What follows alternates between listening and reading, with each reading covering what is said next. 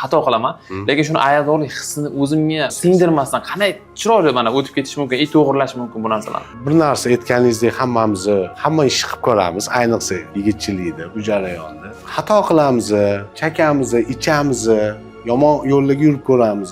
Lekin o'sha xato qilganimizni o'zimizni ichimizdan anglab, his qilib, u narsaga boshqa qadam bosmaymiz. To'g'ri, kimdir voqliroq shu narsani anglaydi, kimdir kechroq.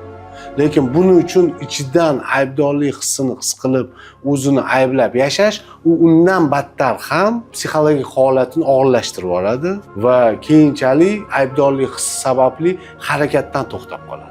Qilmay qo'yadi o'sha qilmoqchi bo'lgan ishini, o'zida ikkilanish paydo bo'ladi, o'ziga bo'lgan ishonch tushib ketadi. Shuning uchun bizni hayot yashab kelyapmizki, hayotning mazmuni, ma'nosi bizni xatolarimizdan iborat. Faqat yutuqlardan emas, xatolarimizdan iborat.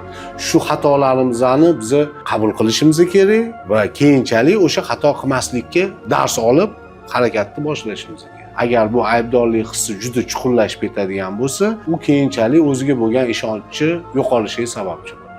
Agar sizda ishonchingiz yo'qolgan bo'lsa, direktdan yozing, men bu masalada sizlarga yordam beraman.